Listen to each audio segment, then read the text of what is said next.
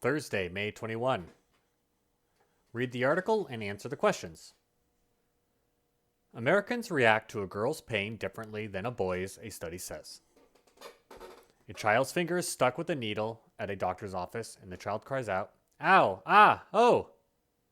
How much pain adult Americans think the young patient is suffering will depend on the gender of the child. Those who know the distressed patient as Samuel will conclude that he is in more pain than those who know the patient as Samantha. This conclusion comes from a new research published this month in the Journal of Pediatric Psychology, a science journal. In this case, Samuel and Samantha are in fact the same 5-year-old child. The subject's shoulder-length blonde hair, red t-shirt, and gym shorts do not immediately suggest male or female characteristics. In the experiment, the child's finger prick test was captured in a short video. The video was played for 264 adults ages 18 to 75. Participants were told to rate the child's pain on a scale from 0, no pain, to 100, severe pain. On average, participants who were told that they were watching a boy's reaction to his pre-kindergarten doctor's visit rated his pain as a 50.42 on average. Those who were informed that the patient was a girl rated her pain as 45.90 on average. Adults' pain opinions already might be formed. Researchers discovered that the adults tended to already believe that the boys don't express pain the same way as girls. That is, they thought a girl saying ow sooner than a boy does. Therefore, when a boy says ow, the pain must be greater. This bias, or prejudice, in the adults led them to rate the pain they saw as higher for the boy than the girl. The results of this study affect scientists' investigation of pain in 3 ways. First, they help them understand more about male and female differences in pain where children are concerned. This has been studied mostly in adults. The results can also help scientists examine prejudice and how pain is measured based on other factors, such as race. Finally, the research suggests a course correction in children's health care is needed, as doctors and nurses may exhibit the same bias.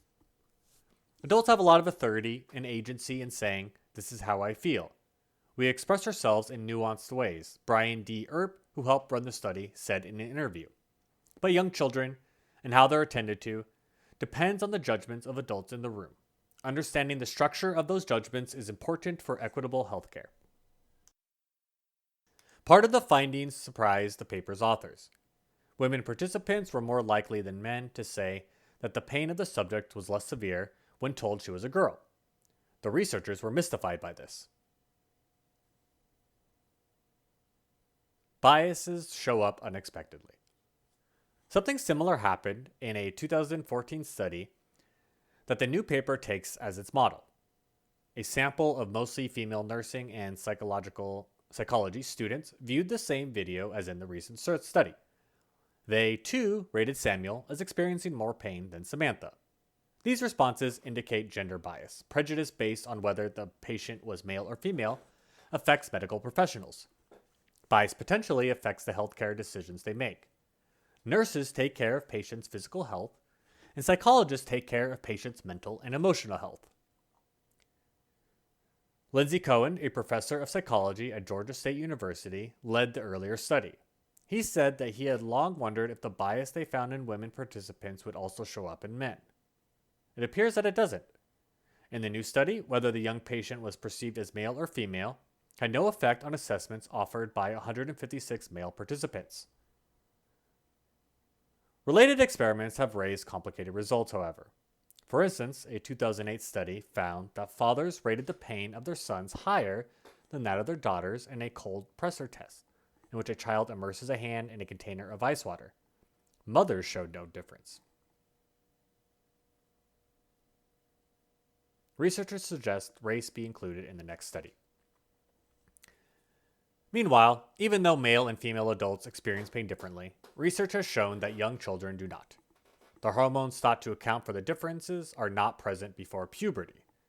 What if boys do tend to put up with more pain before expressing it? In that case, Erb said, there might be good reason for the experiment's results. Kate Mann, a philosopher at Cornell University, cast doubt on that idea. She points out that some research has found that boys are more likely than girls to express negative emotions in childhood. This pattern reverses in adolescence. Earp said he would like his next study to introduce the factor of race. This subject has been explored by researchers.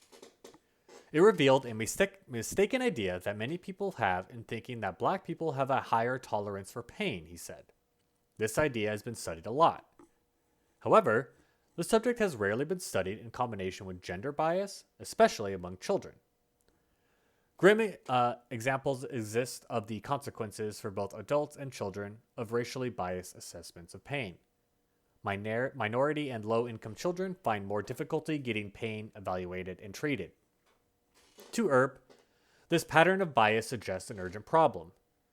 How healthcare decisions are made for children may be affected by gender bias. Which two of the following sentences from the article include central ideas of the article? Number 2, which statement would be most important to include in a summary of the article? Number 3, why does Brian D. Earp want to continue to study the role that gender and racial biases play in medical treatment? Number 4, how did the results of the new study affect Kate Mann? Number 5, based on what you learned in this article, how and why are gender biases and stereotypes hurting girls? Minimum 3 sentences.